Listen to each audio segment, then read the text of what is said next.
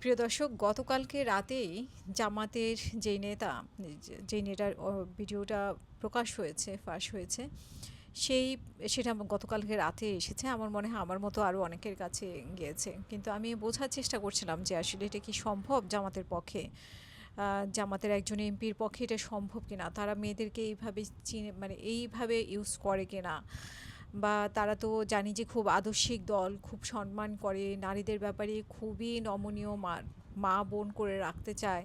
তো সেই একজন এমপির পক্ষে এরকম সম্ভব কিনা, নাকি এটা একটা ষড়যন্ত্র, এটা বোঝার জন্য আমি সকাল পর্যন্ত অপেক্ষা করছিলাম। যেহেতু আমি এখন বাংলাদেশে, সেহেতু বাংলাদেশের সকালের টাইমেই তো আমার সকাল, লন্ডন থাকলে না হয় 5 ঘন্টা পার্থক্য। তো সকালে উঠে দেখলাম যে না, ঘটনাটা সত্যি।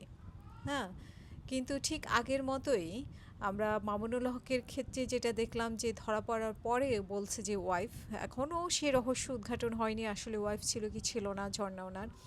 কিন্তু এই জামাত নেতাও বলছে যে ওনার ওয়াইফ, এবং আমরা দেখলাম যে সেই মেয়েকে দিয়ে স্টেটমেন্ট দেওয়ানো হয়েছে, আগের বউকে দিয়ে স্টেটমেন্ট দেওয়ানো হয়েছে। কিন্তু দুঃখের বিষয়, তারা তো হেজাবের নিচে, আমরা তো আর চিনি না আসলেই প্রথম ওয়াইফ স্টেটমেন্ট দিয়েছে না অন্য কোনো মহিলা স্টেটমেন্ট দিয়েছে, সেটাও কিন্তু আমরা জানি না। আর যেই মেয়েটা দ্বিতীয় স্ত্রী বলা হচ্ছে, সেই মেয়েটা স্টেটমেন্ট দিয়েছে কিনা। এবং সেই মেয়েটার একটা সিবিও আমরা দেখলাম, বয়স খুবই অল্প, 2008 সালে তার জন্ম, সেখানে আবার মানে এমপির দেখলাম যে সাইন করা।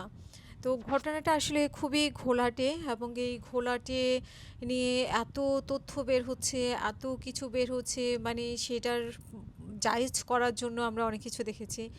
যত জায়েজ করার জন্য যত কিছুই বের করেন না কেন, একটা মেয়ের সাথে ওনার বয়সের পার্থক্য কী, মানে আমার মনে হয় যে ওনার নাতনি টাতনিও এর থেকে বড় হওয়ার কথা, মানে ওনার যে বয়স।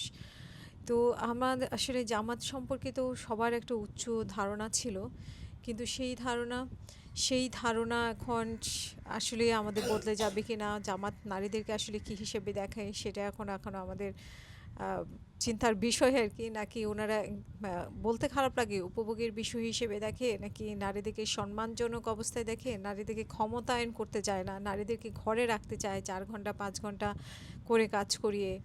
তো সেটাই নারীদেরকে ওনারা কোন চোখে দেখে, সেটা এক ধরনের ধারণা কিন্তু আমরা পেয়েছি।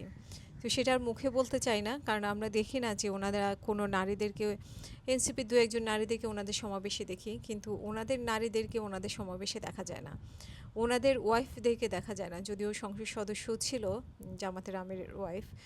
তো এই ক্ষেত্রে কিন্তু বোঝা যায় ভবিষ্যতে যখন জামাতের হাতে যদি ক্ষমতায় যায়, তো সেক্ষেত্রে আমরা নারীরা কোথায় থাকবো, কোথায় রাখবে জামাত আমাদেরকে, এটা মোটামুটিভাবে বোঝা যায়।